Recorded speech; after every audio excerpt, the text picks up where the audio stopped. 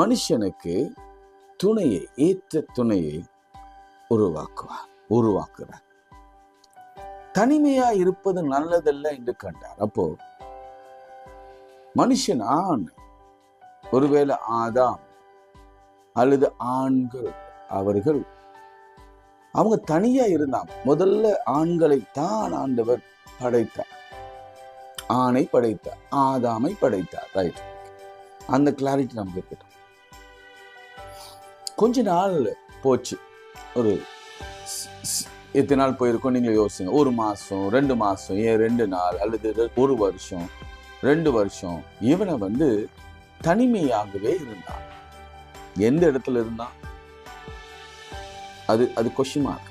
அதுதான் சஸ்பென்ஸ். எந்த இடத்துல இருந்தான்? தனிமையாக இருந்தான். இப்போ ஆண்டவர் டெய்லி பார்க்கிறாருன்னு வச்சுக்கோங்க. பார்க்கிறாரு. இவனுக்கு ஃப்ரெண்ட்ஸ் எல்லாமே மிருகங்கள் தான். நான் ஷார்ட் பண்றேன். ஸோ அவர் பார்க்கிறாரு, இவன் என்னப்பா தனியா இருக்கிறான், இவனுக்கு நான் ஏற்ற துணையை உருவாக்குறேன். ஸோ இன்னைக்கு ஆண்டவர் கொடுக்கிற ஃபர்ஸ்ட் செய்தி என்ன தெரியுமா?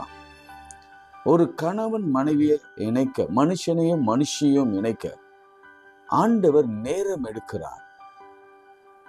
சரியான தருணம் அவர் எதிர்பார்த்து காத்திருக்கிறார். நீங்க நினைக்கிற மாதிரி அவசரப்பட்டோ அவசர கதியிலோ ஒரு திருமணமோ அல்லது வாழ்க்கையோ அவர் ஏற்படுத்த அவர் விரும்பல. கொஞ்ச நாள் அவன் இண்டிவிஜுவலா, இண்டிபெண்டா அவன் இருக்கணும். அதன் பிறகுதான் அவனுக்கு ஏற்ற துணை, ஹெல்ப்பா, கம்பானியன்.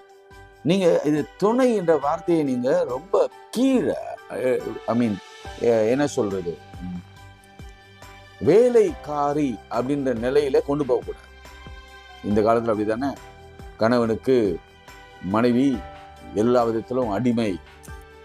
அந்த நிலையில 2வது ஃபர்ஸ்ட் ஆதாமை படைத்தார், அதுக்கப்புறம் தான் 2வது ஏவாளை படை. அதனால ஆதாம் முதல், ஏவாள் 2வது என்றெல்லாம் ஆர்கியூ பண்ணுவாங்க.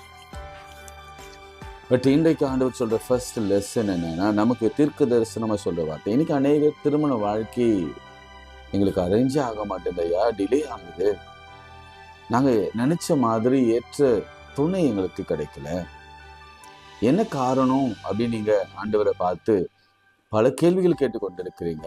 எனக்கு பதில் என்னன்னா, உங்க பிள்ளைகளுக்கு ஆண்டவர் ஏற்ற துணையை அவர் உருவாக்க சித்தம் கொண்டிருக்கிறார். இந்த நாள் தான். இன்னைக்கு அந்த நல்ல செய்தி உங்களுக்கு வரும்.